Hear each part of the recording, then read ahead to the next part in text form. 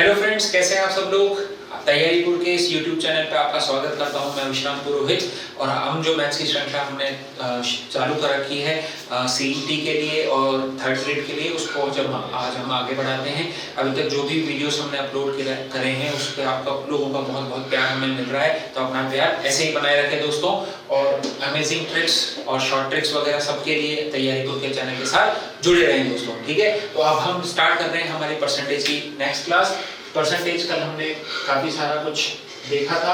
I hope कि आप लोगों ने पिछली क्लास को देखा होगा और उससे संबंधित जो भी सवाल है, मैं ये नहीं कह रहा कोई भी एक स्टैंडर्ड बुक आप ले आइए, उसके सवाल अपने हिसाब से सॉल्व करने का प्रयास करें दोस्तों, ठीक है। चलिए आगे बढ़ते हैं। एक सवाल देखते हैं आज हम। पहला सवाल है, सवाल मैं लिख नहीं रहा हूँ क्योंकि उसमें काफी समय चला जाएगा। मैं सवाल बोल देता हूँ, है ना, और उसको शॉर्ट फॉर्म में मैथमेटिकल फॉर्म में यहाँ पे लिख दूंगा दोस्तों, ठीक है। चलिए आगे बढ़ते हैं। अब इन्होंने सवाल दिया है कि एक टीम है, ठीक है, उसने कुल मैच खेले हैं 40, ठीक है, और जीते कितने हैं 40 में से 24, ठीक है। तो उन सवाल ये है कि कितने प्रतिशत मैच उन्होंने जीते हैं,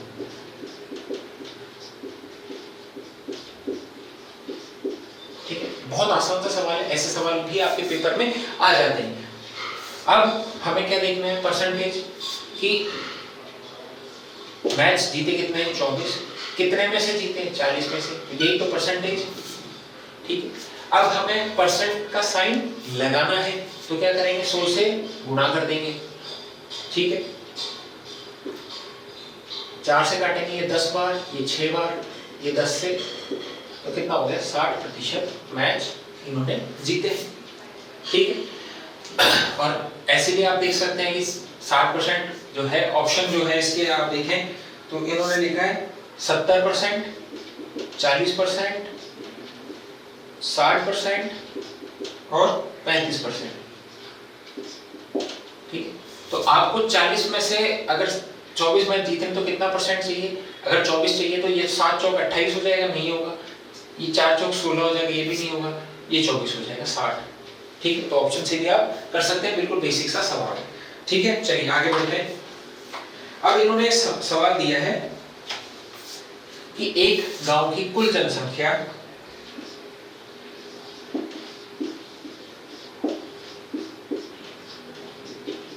total population of A village कितनी है, 6400, ठीक है।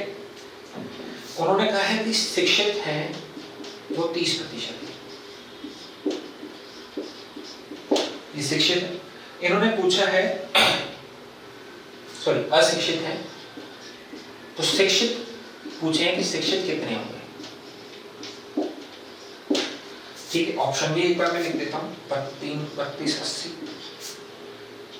37, 20,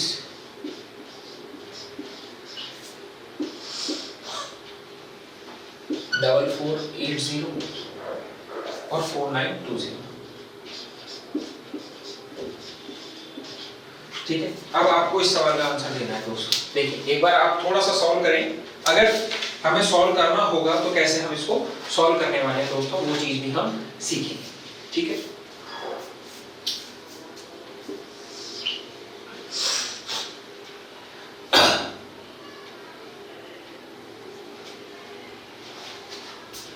एक बात आपके दिमाग में जहन में आनी चाहिए यहाँ पर कि हमें 70% निकालना है, क्योंकि शिक्षित 100 में से अगर बात करें 30 तो अशिक्षित है, तो शिक्षित कितने 70%, तो 6400 का 70% आंसर होगा। प्रतिशत का हमने चिन्ह हटा दिया, नीचे 100 लगा दिया, ठीक है। अब मैं आपसे ये पूछ रहा हूँ कि लास्ट में एक 0 तो आना ही है। अब इसको गुणा करेंगे तो 7 चौक 28, जैसे 8 आया तो आपके ऑप्शन आपको देख लेना चाहिए कि या तो ये होगा यही होगा, ठीक है। और आप ऐसे भी कैलकुलेट करें तो 7 चौक 42 है, तो 42 से ऊपर वाला आंसर होगा, तो ये आंसर है। हमें कैलकुलेशन करनी नहीं है ये कैलकुलेशंस, बस आपको ऐसे लिखते ही आपके दिमाग में आ जाना चाहिए। कैसे, 6400 गुणा 70 है, नीचे 100 है, ये हटा दिया हमने, ठीक है। अब हमें इसको, यही तो हमारे पास अल्टीमेट बचा है, ठीक है। तो क्या मल्टीप्लिकेशन कैसे करते हैं, देखो 70 में 7 से गुणा करें, लास्ट में 0 लगा देंगे। ये कितना है, 60 प्लस 4 है, 70 गुना 60 कितना होगा, 420 होगा। और 7 चौक 28, 420, 20 में 28 जोड़ेंगे तो 48, तो 448 हमारा आंसर हो जाएगा ये, ठीक है। अगर दूसरा तरीका आप देखें तो ऐसा वैल्यू चाहिए जिसमें 7 का भाग जाता हो, क्योंकि 7 का तो मल्टीपल ही आंसर होना चाहिए, एक तो 8 का, क्योंकि 64 से गुणा हो रहा है, तो ऐसी वैल्यू जिसमें 8 और 7 का भाग जाता हो। 8 के लिए मैंने क्या बताया था कि लास्ट के 3 डिजिट में भाग जाना चाहिए, इसमें भी जाएगा, इसमें भी जाएगा, इसमें भी जाएगा, और इसमें जाएगा, क्या बताएं कि कितना है, 800 प्लस 120 बिल्कुल जाएगा, इसमें 100 बार, इसमें 15 बार, तो इन सब में तो 8 का तो जा रहा है, क्या 7 का भी जा रहा है क्या किसी में, देखते हैं ये कितना है, लास्ट वैल्यू वाली वैल्यू 750 माइनस 22 है, 350 माइनस 22 है। अगर ये 329 होता तो ये भाग चला जाता तो ये भी आंसर हो जाता, पर ये 22 है, देखिए 350 में भाग जाएगा 7 का, पर 22 में नहीं जाएगा, तो इसलिए ये आंसर नहीं है। इसको देखते हैं, ये 350 है ना प्लस 22 है, इसमें भी नहीं जाएगा। इसमें हम देखते हैं 420 है ना और प्लस 28 है, तो इसमें भी जा रहा है, इसमें भी जा रहा है, तो ये आंसर काम खत्म। ये होगा नहीं, क्योंकि 490 प्लस 2 है, 490 में 70 बार, पर 2 में नहीं जाएगा। तो आप चाहें जैसे चाहें वैसे सवाल कर सकते हैं, मैं पर ये आपकी प्रैक्टिस पर डिपेंड करेगा कि आप एग्जाम के अंदर कौन सा पाथ चूज करते हैं दोस्तों, ठीक है। मैं आपको शॉर्टकट्स भी बता रहा हूँ कि कैसे आप ऑप्शन से भी कर सकते हैं, है ना, डिविजिबिलिटी का भी यूज करके कर सकते हैं, चाहे तो आप आपकी जो कैलकुलेशन की पावर है उसको यहाँ यूज करके सीधा आंसर निकाल सकते हैं रेंज के थ्रू। ये जो हम कैलकुलेट कर रहे हैं ना, कि हमने पिछली बार देखा था, पिछली क्लास में 975 वाला, तो हमने इसको 1000 मान लिया था, क्योंकि ऑप्शन काफी दूर दूर थे, तो ये इसको बोलते हैं रेंज। तो हमने रेंज का उपयोग किया था वहां पे सवाल के ऑप्शंस पर पहुंचने के लिए। यहाँ पे हमने क्या उपयोग किया है, यहाँ पे हमने डिविजिबिलिटी का उपयोग किया है, यहाँ पे हमने क्या उपयोग किया है, डिविजिबिलिटी, यहाँ पे हमने सीधी कैलकुलेशन और रेंज का उपयोग किया है। तो ये आप पे डिपेंड करता है कि आप कौन सा तरीका एग्जाम के अंदर लगाते हैं, और जितनी प्रैक्टिस करेंगे तो आपके पास उतने ही ज्यादा हथियार होंगे एग्जाम में जो आपके सामने जो सवाल आएगा उसको सॉल्व करने के लिए दोस्तों, ठीक है। आई होप कि आपको ये सवाल समझ में आ रहे होंगे, ठीक है। आप थोड़ा सा और मुश्किल सवालों की तरफ चलते हैं, ठीक है। हमें देखिए बेसिक से हमने स्टार्ट किया, थोड़ा सा मॉडरेट सवालों पर आए हैं, अब धीरे धीरे आगे बढ़ते हैं, ठीक है। एक सवाल है कि अगर 400 को, कोई संख्या है 400 61% से बढ़ा दिया जाए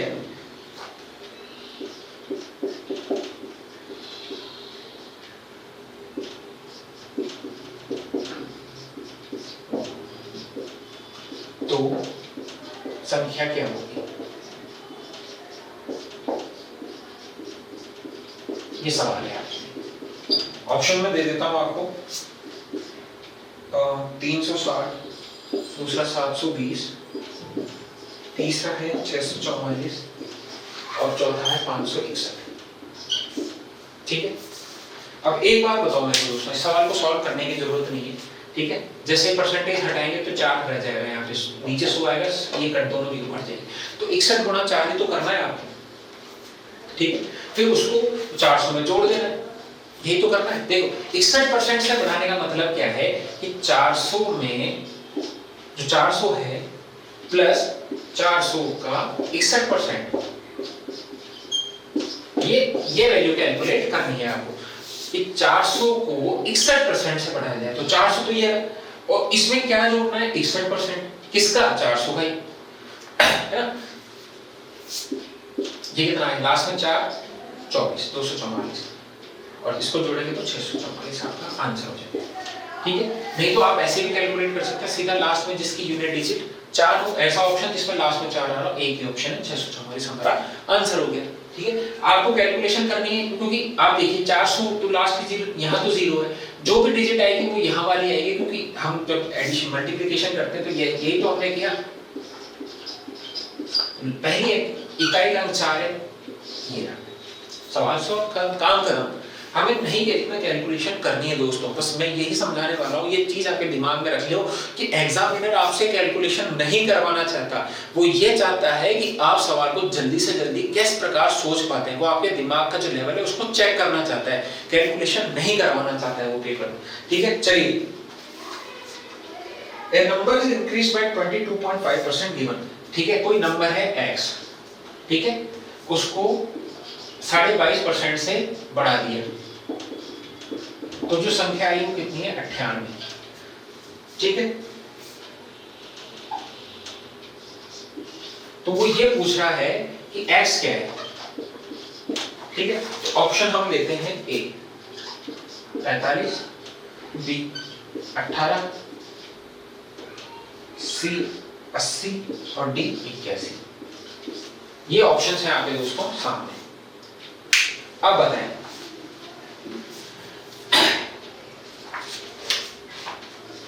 कैसे? ठीक है, अब मेरे को एक बात बताओ,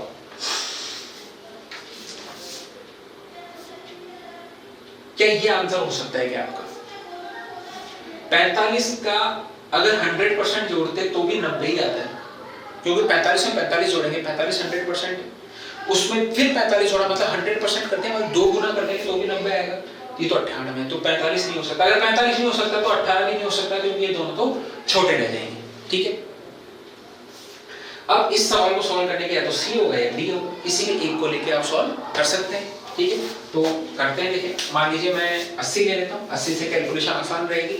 अगर 80 से नहीं होगा तो 81 आंसर होगा, 80 से आ जाएगा तो 80 ही रह जाएगा। तो x प्लस x का 22.5%, 22.5 बटा 100, यही तो है। ये किसके बराबर है? 98, यही तो दे रखा है। ये 100x प्लस 22.5x बराबर 9800। ठीक है, इसको यहाँ ले लेते हैं एक बार। कितना हो गया? 122.5x और ये हो गया 9800। ठीक है, x की वैल्यू कितनी आ जाएगी? 9800 डिवाइडेड बाय 1.5।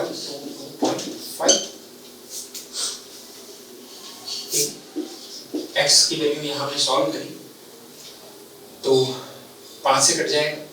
ठीक है, इसको 98 गुणा 20 लिख सकते हैं, बिल्कुल लिख सकते हैं, क्योंकि एक बार ऐसे ही और इसको लिखते हैं 122.5।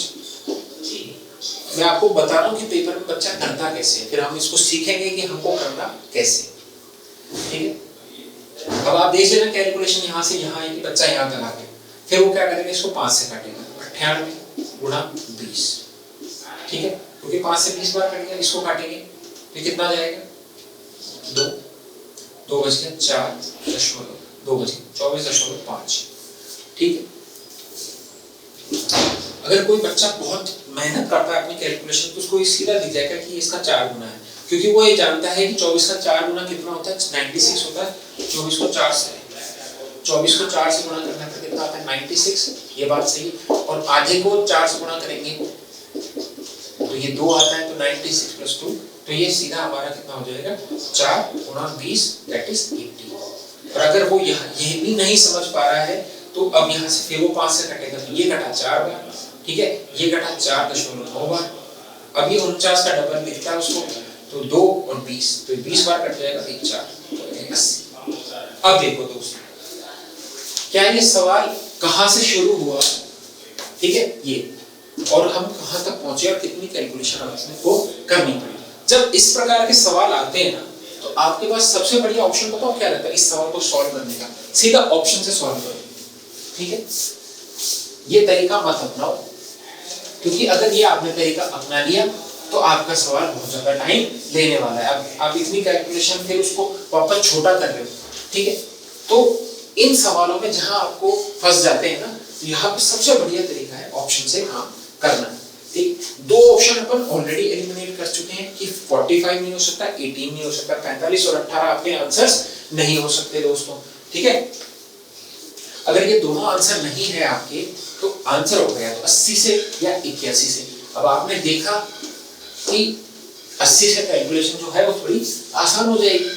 ठीक है, तो हमने क्या किया कि 80 है ना, प्लस 80 का 22.5%, यही हमारा आंसर है। अगर ये 98 के बराबर आ जाता है तो हमारा हमने 80 जो माना है वो सही है, नहीं तो 81 आंसर हो जाएगा। हमें फिर इसको चेक करने की जरूरत नहीं, करो 80 तो है ही, ठीक है। ये कितना हो गया 4, ये हो गया 5, ठीक है। 20 से काट दिया, इसको 5 से काटोगे 45, जो 45 पंजे 225, 4 4.5 को गुणा करोगे 4 से तो ये 18 आता है, तो 98 आ गया। हमारा सवाल सॉल्व हो गया, 80 आंसर है, ज्यादा परेशान होने की जरूरत नहीं, ठीक है। छोटी कैलकुलेशन हुई, काम भी जल्दी हुआ, आंसर भी सही है। तो जब भी ऐसे सवाल आएंगे तो आपको ऑप्शन से करना है, ठीक है। अभी मैं आपको और बताता हूँ कि कैसे सवाल आएंगे जिसमें आपको ऑप्शंस का ध्यान रखना है दोस्तों, ठीक है ना। क्योंकि अगर ये चीजें हमें जानना जरूरी है, जो कोई नहीं बताता वो हम बता रहे हैं आपको कि कहाँ कैसा मेथड आपको यूज करना है दोस्तों। तो इन सब चीजों को सीखने के लिए ना आप तैयारी ग्रुप के साथ जुड़े दोस्तों। आपको अच्छे से अच्छी डेली कुछ ना कुछ नया हम लोग प्रोवाइड करेंगे, ताकि आपको एग्जाम में जो है ना समय भी कम लगे और आपके मार्क्स भी अच्छे आए। हम लोग चाहते हैं कि हमारे पढ़ते हुए स्टूडेंट्स जो है वो एग्जाम में सेलेक्ट हो, ठीक है। तो चलिए अब हम देखते हैं एक अच्छा सवाल और, ठीक है। देखिए इन्होंने एक सवाल दिया है कि एक पेन है, एक पेन की जो कीमत है वो कितनी है, हाँ 250 रुपए, ठीक है। एक पेन है उसकी कीमत 250 रुपए है, ठीक है। अगर मैंने इसकी कीमत कितनी कर दी, 100 रुपए बढ़ा दी,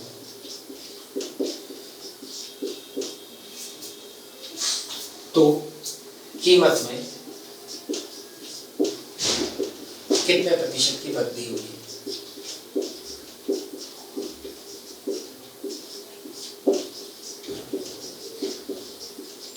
ठीक है। आप कई कोचिंग्स में जाएंगे वो आपको सिखाएंगे कि प्रतिशत वृद्धि का फॉर्मूला ये है, प्रतिशत कमी का फॉर्मूला ये है ना। फिर आप फॉर्मूला में वैल्यू पुट करेंगे। अगर आप थोड़े से भी प्लस माइनस में कंफ्यूज हो गए तो आपका सवाल खत्म। बिल्कुल फॉर्मूला नहीं अप्लाई करना है, फॉर्मूला फ्री, मतलब जहां तक वो 95% परसेंटेज के या किसी भी और टॉपिक के जो सवाल है हमको फॉर्मूला याद करना ही नहीं है। फॉर्मूला हम तभी याद करेंगे जब हम किसी ट्रायंगल में फंस जाएंगे या इक्विलैटरल ट्रायंगल का एरिया का सीधा सीधा फॉर्मूला, क्योंकि हम उसको उस टाइम डिराइव नहीं करने बैठेंगे। पर जब अर्थमेटिक की बात करेंगे तो फॉर्मूला नहीं अप्लाई करना है बिल्कुल, जहां तक हो सके 95% क्वेश्चन फॉर्मूला फ्री करने हैं हमको, ठीक है। तो कीमत में कितने प्रतिशत की वृद्धि हो जाएगी दोस्तों? तो इन्होंने पूछा है, पहला ऑप्शन दिया है आपको 100%, दूसरा ऑप्शन दिया है 40%, तीसरा ऑप्शन दिया है 25%, चौथा ऑप्शन दिया है 20%, ठीक है। अब सवाल ये है कि अगर कोई किसी पेन की कीमत 250 रुपए है और उसकी कीमत में 100 रुपए की वृद्धि कर दी, मैंने 100 रुपए से उसकी वैल्यू को बढ़ा दिया, तो कीमत में कितने प्रतिशत की वृद्धि हुई है? अब एक बात बताओ, वृद्धि कितने की है? 100 की है। किस पे करी है वृद्धि? ये बात समझ ध्यान रखनी है हमेशा।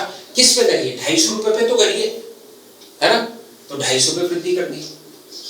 अब इसने पूछा है प्रतिशत, तो प्रतिशत का चिन्ह हमें लगाना है, तो ये प्रतिशत का चिन्ह मैंने लगा दिया, क्योंकि प्रतिशत का जब चिन्ह लगाना होता है तो 100 से गुणा कर देते हैं दोस्तों। तो अगर ये हमने पहली क्लास में सीखा, अब इसको कैसे भी आप कर सकते हैं। ये कट गया, ये 40% की वृद्धि हुई है, ठीक है।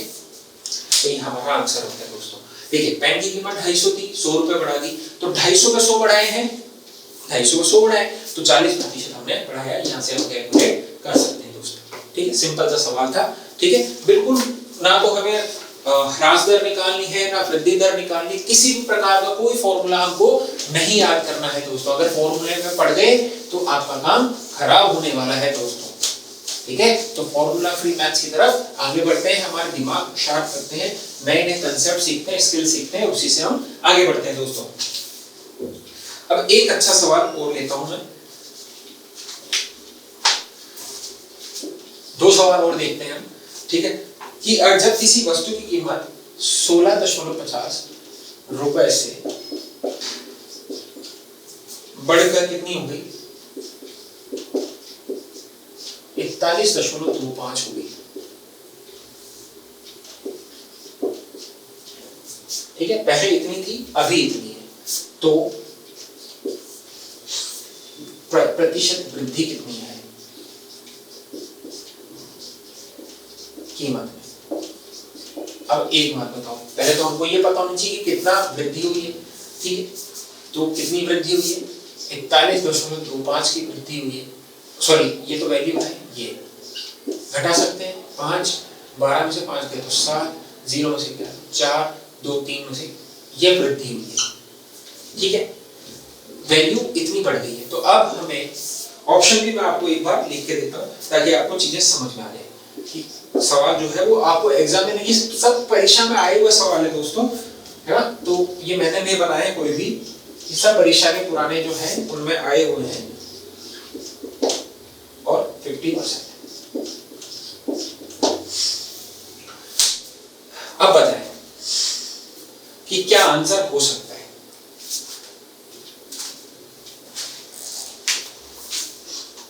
हाँ, ये परसेंटेज। ठीक है, अगर जो अभी तक मैंने पढ़ाया है, अगर वो आपके कंसेप्ट समझ में आ गया होगा तो ये आंसर, ये सवाल बच्चों का क्लियर है। ठीक है ना, ये सब करने की भी जरूरत नहीं है आपको, पर बस वो चीज समझ में आनी चाहिए कि कंसेप्ट जो है वो दिल में बैठाना है, हमको दिल से बात करनी है सवाल से। जब हम कर पाएंगे तब हम मैथ्स में बहुत आगे निकल जाएंगे। ठीक है, चलिए, ये मैंने बता दिया आपको कि ये इतने से बढ़ गया। अब आंसर क्या होगा? तो आंसर होगा हमारा ये 150%। अब कैसे आया वो देखना है। एक बात बताओ, कोई पिज्जा है, पिज्जा अपने आप में 100% है, बिल्कुल सही। अगर मैं कह दूं आपको 20 का नोट है, आपके पास 20 ही रुपए हैं, इससे ज्यादा है ही नहीं, तो कितना हो गया? 20 अपने आप में 100% है उसमें। अगर आपको कह दें कि 20 जो रुपए हैं दैट इज 100%, आपने 10% खर्च कर दिए, तो कितने कर दिए? प्रतिशत में 10 करे, पर 20 में से कितना किया? 20 का 10%, दैट इज 2 रुपए खर्च करे। अगर मैं कहता हूं कि 20 में से आपने 50% खर्च कर दिए, तो कितने खर्च कर दिए? 100 में से तो 50 कर दिए, मतलब आधी खर्च कर दिए, तो 20 का आधा कितना हो गया? 10 रुपए।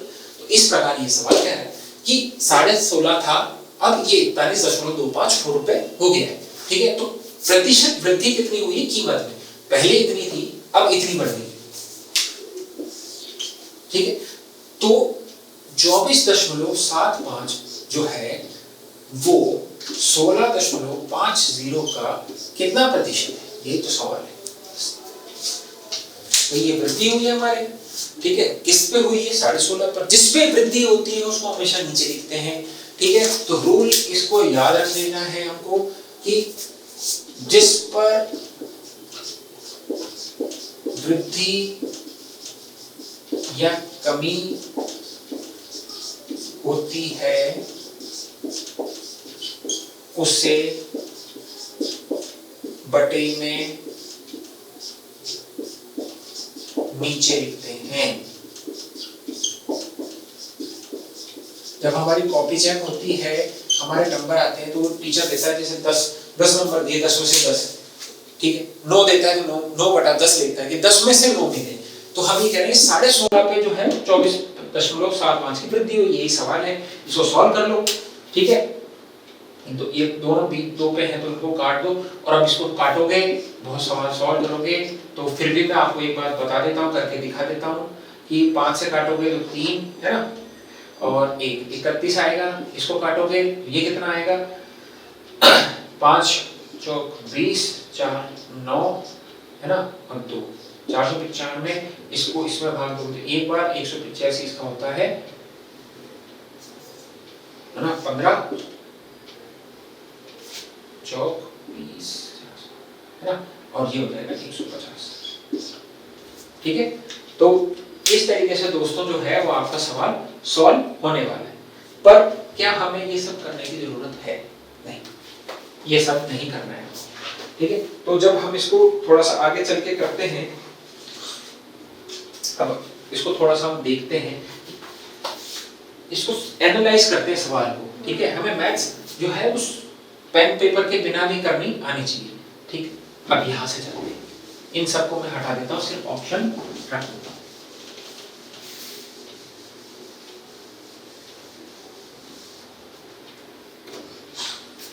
देखो मैं एक बात बता रहा हूं, अगर 16.5 है ना, 16.5, इसका 2 गुना कितना हो जाएगा? 31, करेक्ट, सही। तो मतलब कि जो वैल्यू है 16.5, इसमें हमने 16.5 जोड़ा, क्लियर?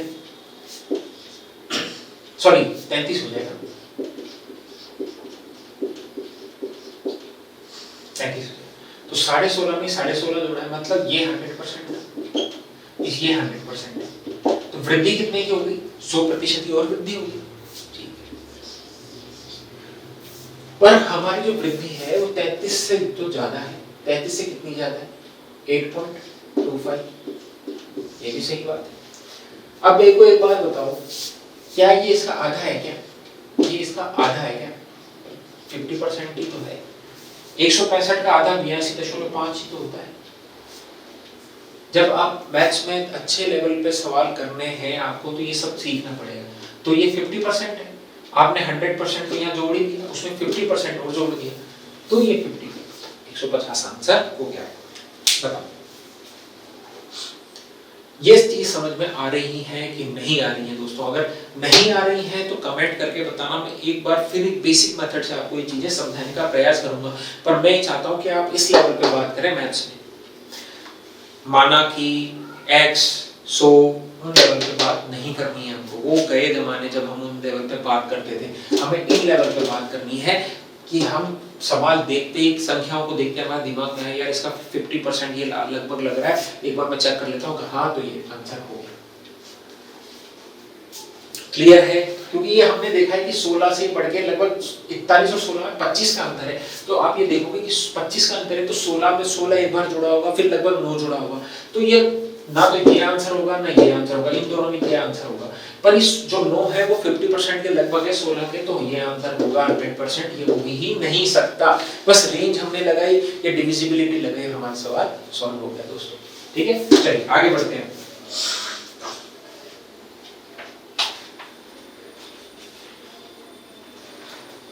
चलिए अब एक बहुत ऐसा सवाल जो हर बार मतलब पूछा गया है कई बार पेपर्स में, ठीक है, कि एक जो पेड़ है, पेड़ की लंबाई जो थी पहले वो कितनी थी दोस्तों? 110 सेंटीमीटर, ठीक है, पेड़ की लंबाई। समय बाद इसकी लंबाई जो होगी 120 सेंटीमीटर होगी, ठीक है। तो ये पूछ रहे हैं कि प्रतिशत वृद्धि कितनी हुई ऊंचाई? पहले कितनी थी? 110, अब 120। तो एक बात बताओ, बड़ी किससे? 110 से बड़ी ना। किस पर हुई है वृद्धि? 110 पर हुई है ना। बड़ी तो किससे? 110 से। तो मैंने क्या कहा? 110 को नीचे रखा। हुई कितने की वृद्धि है? 110 की तो वृद्धि हुई है, 120 में से 10 बढ़ गया, मतलब 110 से 10 बढ़ गया थी। और परसेंटेज तो मैंने आपको बताया 100/11 क्या था? 9.0। ये सवाल हो गया, सिंपल सा सवाल है, ठीक है। चलिए अब एक सवाल और देखते हैं, उसके बाद फिर थोड़ा और अच्छे लेवल्स पे चलते हैं, ठीक है।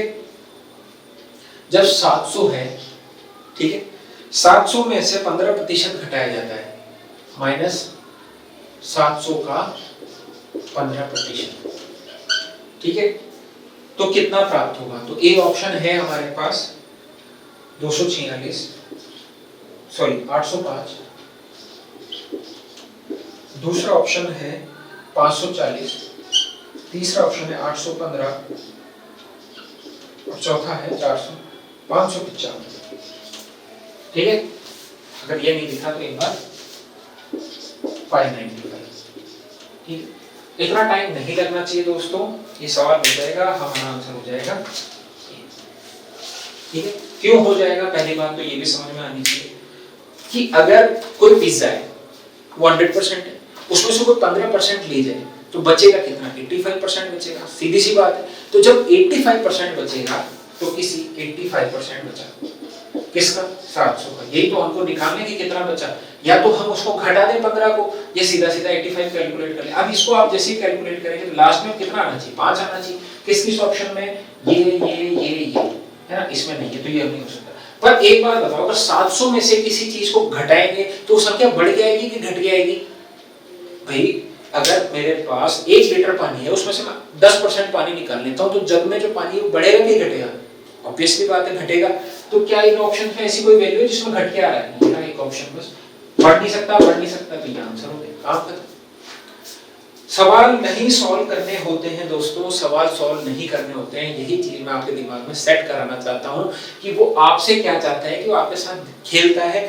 आपको भी बस उसका जो लॉजिक है सवाल के पीछे का, जो पूछना चाह रहा है उसको बस समझना है और सवाल सॉल्व कर देना है दोस्तों। ठीक है, तो तैयारी ग्रुप के साथ बिल्कुल जुड़े रहिए दोस्तों। आपको और अच्छी अच्छी चीजें हम लोग प्रोवाइड करने वाले हैं। डिविजिबिलिटी के अलावा भी हम जो है रेंज पे काम करने वाले हैं, है ना। उसके अलावा से हमने लास्ट डिजिट भी देख रहे हैं, हम यूनिट डिजिट जो है कहते हैं, जिसको इकाई का अंक, उससे भी हम सवाल सॉल्व कर रहे हैं दोस्तों। ठीक है, तो ज्यादा से ज्यादा लोगों को तैयारी पर से जोड़ने का काम करिए दोस्तों। चैनल को सब्सक्राइब कर लीजिए, बेल आइकन को प्रेस कर लीजिए और वीडियो को शेयर कर दीजिए दोस्तों।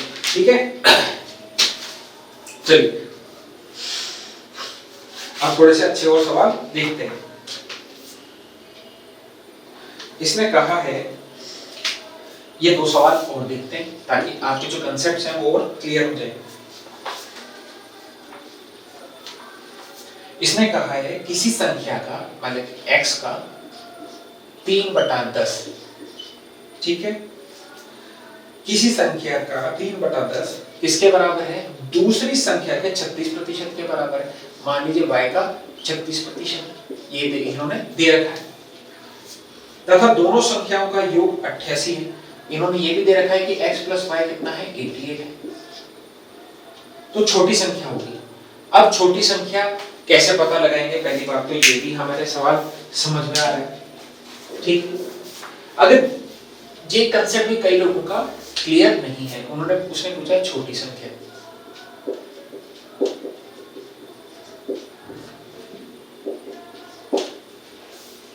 अब एक बात बताओ, 3/10 30% है, ठीक, x का 30% y के 36% के बराबर है।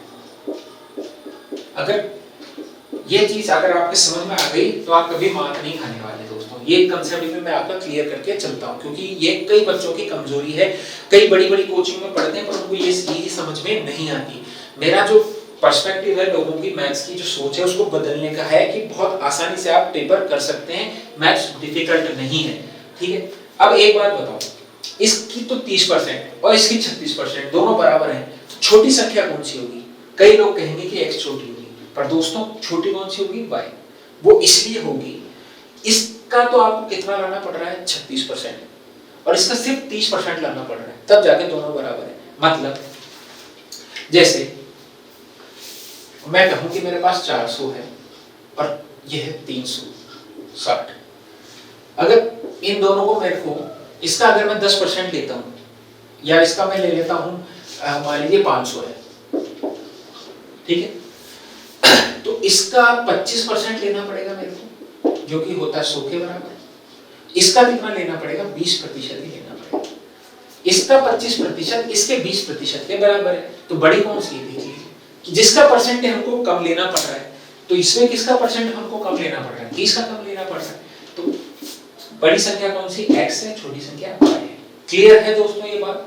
क्योंकि जो अगर ये बड़ी होगी तभी तो इसका कम परसेंटेज, मतलब अगर ये 500 है तो 500 का 30% 150, पर अगर ये 400 है तो उसका 36% के सामने यहाँ देगा कि 400 का अगर 25% लेंगे तो 100 होगा, 500 का 20% लेने पे 100 हो जाता है। तो बड़ी संख्या का तो परसेंटेज हमको कम लेना पड़ेगा, सीधी सी बात है। चलिए अब इसको एक बार काट लेते हैं, परसेंटेज से परसेंटेज काट देते हैं, है ना, और 30 से ये काट देते हैं, तो 6 से, तो ये कितना हो गया? 5x बराबर क्या हो गया?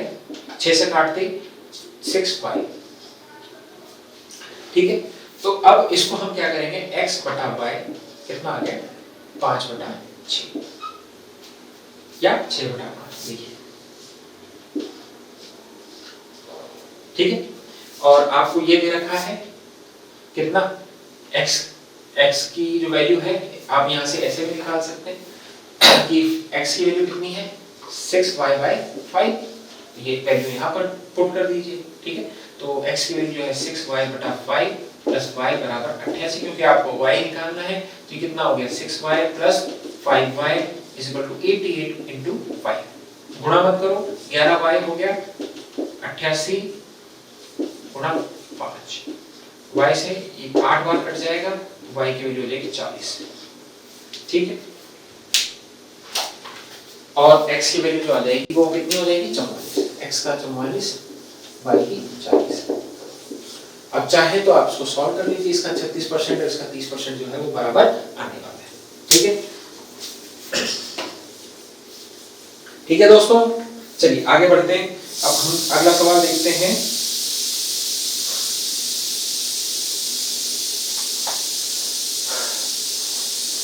अब एक बार इसी को हम थोड़ा सा और रिफाइन कर लेते हैं दोस्तों। इसके ऑप्शन में लिख देता हूं, ए की वैल्यू 38 है, बी ऑप्शन है 40, सी ऑप्शन है ये 48 है दोस्तों, 44 नहीं हो, ये सी ऑप्शन है 48 और डी ऑप्शन है 34।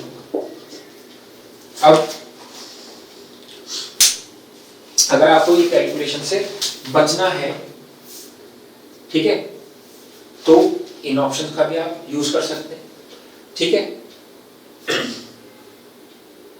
अगर आपसे ये पूछा जाए कि किसी का 36% निकालना है, वो इसके 30% है ना, और आपको 88 ले रखा है, ठीक। अब देखना, मैं आप कहोगे जो वैल्यू ले लेता हूं, मैं पहले 38 ले लेता हूं, ठीक। तो छोटी वैल्यू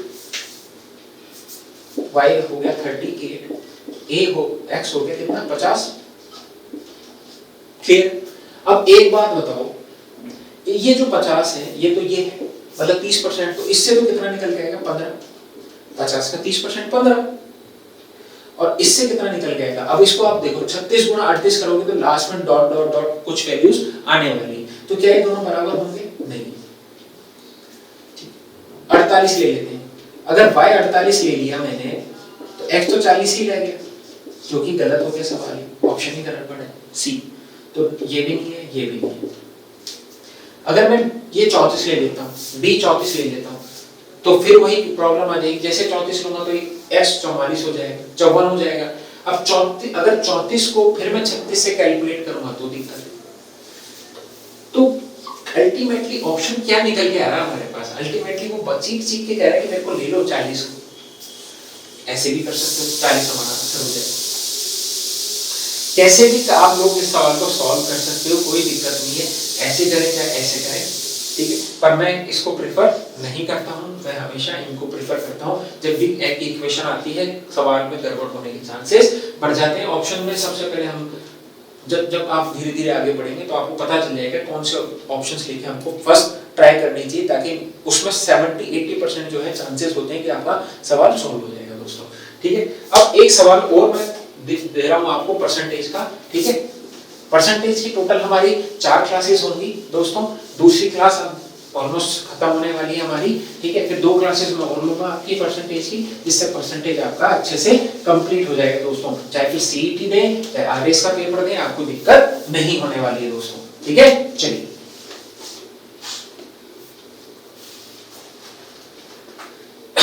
देखिए, इन्होंने सवाल दिया है कि किसी संख्या का 3/5, किसी संख्या का 3/5 उस संख्या के 40%, उस संख्या के 40% तथा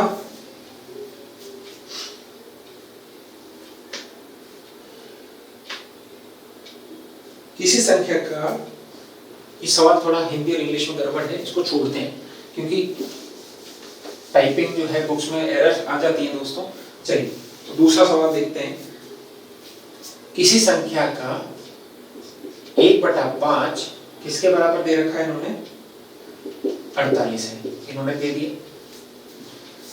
तो ये कह रहा है कि जो संख्या है x का 62% क्या होगा, सवाल ये है। और ऑप्शन इन्होंने दिया है ए 164.66, बी दिया है 148.383, सी ऑप्शन दिया है आपका 178.22 और डी ऑप्शन दिया है इन्होंने 182.44। चलिए सॉल्व करते हैं। अब यहां से जैसे आप आगे बढ़ेंगे, इसको उधर मल्टीप्लाई करेंगे तो x की वैल्यू हो जाएगी 48 गुना 5 दैट इज 240। कैसे कैलकुलेट किया, 5 को 4 से गुणा किया, 40 से तो 200 और 5 8 40 240। अब इसका 62% निकालना है हमको, ऐसे ही निकालेंगे, ठीक है। कितना हो गया 12, ये हो गया 5, ठीक है। अब आपके पास दो ऑप्शन है कि पहले इन दोनों को गुणा करें फिर 5 का भाग दें, ठीक। और मैं सजेस्ट करता हूं क्या, देख ये 12 से 12 कट जाएगा, 12 बार लगभग 12 बार कट जाएगा क्योंकि 60 होता है 12 और 12.4। अब आपने देखा होगा कि 12 का स्क्वायर सबको याद होता है 144, तो 144 से थोड़ा सा ज्यादा है तो 148, सिंपल। और मैं तो इससे भी बेहतर कर सकता था, यही तो सवाल है, ठीक है। इसको अगर कैलकुलेट करोगे तो ये 144 के लगभग होता है। जब हम क्रिकेट देखते हैं तो 24 ओवर में भारत ने 144 रन बना लिया, भारत की रन रेट है 6 की, यही तो होता है। तो 144 ये दो तो हमने कैलकुलेट ही नहीं किया, करने की जरूरत नहीं, ये आंसर है, ठीक है। चलिए तो ये होगी हमारी परसेंटेज की कुछ बेसिक बातें, ठीक है दोस्तों। तो अब हमारा, मेरे को लगता है कि परसेंटेज में हमने काफी कुछ सीख लिया है। मैंने आपको कुछ कंसेप्ट भी समझा दिए जो आपके दिमाग में घर कर गए होंगे, ठीक है। तो इन चीजों को अब बिल्कुल नहीं छोड़ना है। परसेंटेज अगर आपने समझ लिया तो फिर हम जो एकाकी नियम के सवाल करेंगे ना, है ना, उसमें भी काम आने वाला है ये, ठीक है। आपकी जो ज्योमेट्री वगैरह उसमें परसेंटेज के सवाल आते हैं, प्लस आपके एरिया निकालने के भी सवाल आते हैं, उन सब में ये सब चीजें काम आने वाली है। और फर्स्ट क्लास में जो मैंने टेबल बताई थी आपको, उस टेबल को याद करना है दोस्तों, 2-3 बार याद कर लीजिएगा और तैयारी के साथ जुड़े रहिएगा, ठीक है। चलिए मिलते हैं अपन नेक्स्ट क्लास में, till then take care and bye.